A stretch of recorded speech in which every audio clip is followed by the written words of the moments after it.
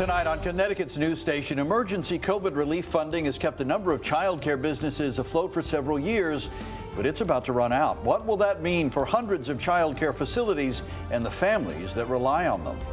5 arrests made in a Bridgeport shooting as police work to take back Park Avenue. Details coming up. And dozens of people in Vernon signing up and taking a first aid and CPR class. But this one has a twist. These people are learning emergency response techniques for their pets. We'll take you to the class. Now at 10, this is Fox 61, Connecticut's news station.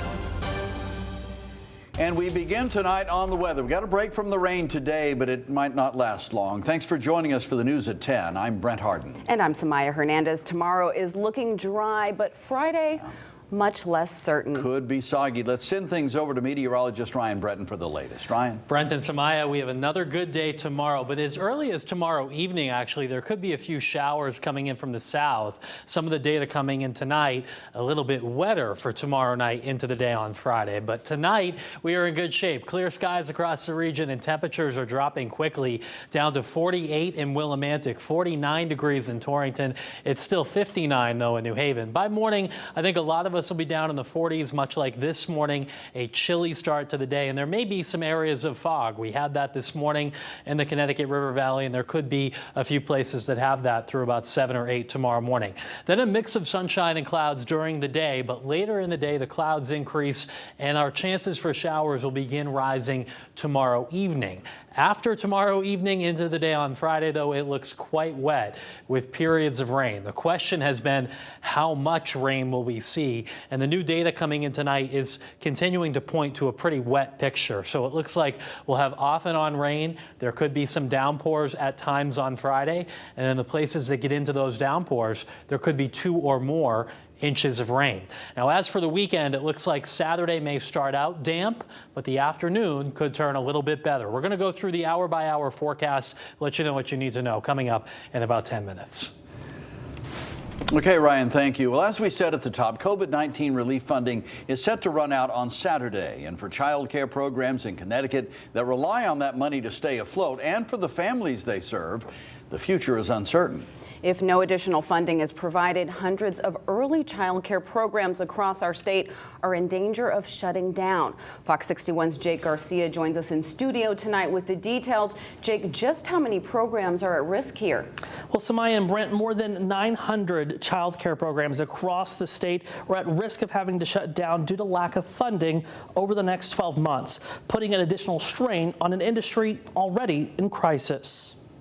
The federal funding, pandemic funding for childcare is coming to an end. With the money already in the bank, what lies ahead for programs who strongly rely on this funding is bleak. Over the course of the next year, we could see as many as a third of childcare programs close. That's 917 childcare programs expected to close, possibly leaving more than 37,000 children in Connecticut without childcare if no additional funding is made available over the next year. Each time that happens, it's going to be a calamity for the parents who all of a sudden don't have childcare. It'll be traumatic for the kids who lose their teachers and their friends. And it's going to be a real mess for employers as their employees can't find a place to put their kids. Congress could supplement the funding into the nation's childcare industry, but with the threats of a government shutdown looming, childcare advocates are calling on the state to fill in the gap. In the meantime, we would like the state to look at what they could do to keep programs from closing. And for the few programs like the Bloomfield Child Care Center that has received state funding, their future is much brighter. We have school readiness here, and we have CDC slots that are available to families in Connecticut that need that extra financial assistance. So the state gave us some more grants this year that we're able to get, so that's providing more funding for us as a school. But without the help from the state, it would be a much different story. If we didn't receive the funding for the state, we'd probably be like a lot of the other child care centers now, kind of not knowing whether or not we're going to be able to remain open. If the closures become a reality, the state expects people to turn to unlicensed care, which advocates say is a major risk. When Care for Kids was closed for a period of about 6 months, we had 5 infant deaths in unregulated care. This is a health and safety issue, and it's an issue that our elected leaders need to look at as something that is a predictable calamity. Now, for now, it's unknown what Congress will do or if the Connecticut General Assembly will act to keep these programs open. In studio, Jake Garcia, Fox 61, Connecticut's news station. All right, Jake, thank you. Boy, a lot of anxiety over that one. New at 10 tonight, Bridgeport police announcing new arrests in their Take Back Park Avenue operation stemming from a triple shooting last month that left 3 people seriously injured.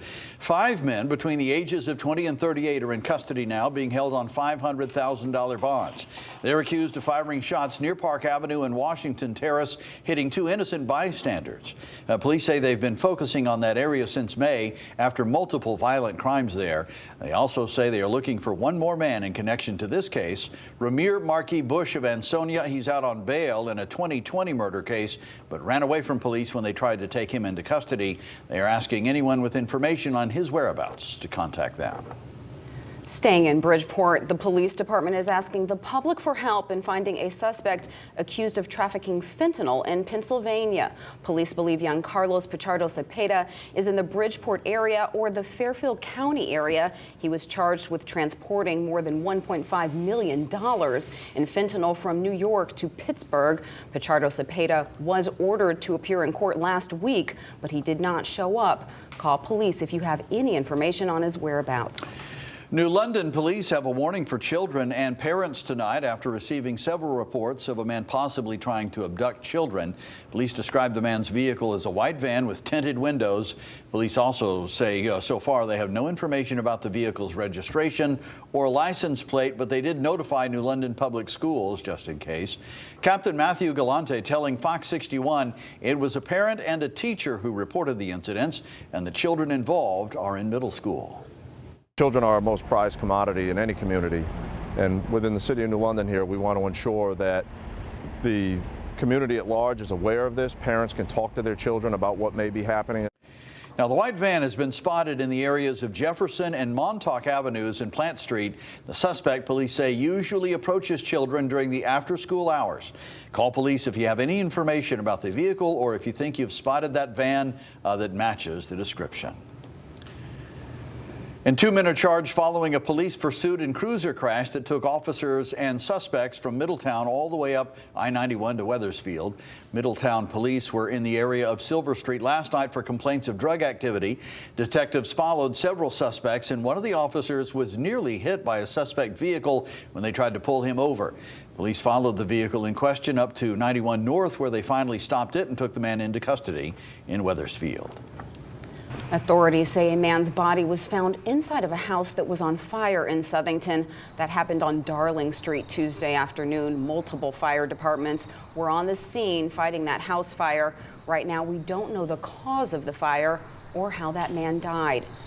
An investigation is going on right now over potential food poisoning at Central Connecticut State University. School officials say the potential food poisoning happened at the Hilltop Cafe. The cafe will be temporarily closed during the investigation. The other cafeterias are open.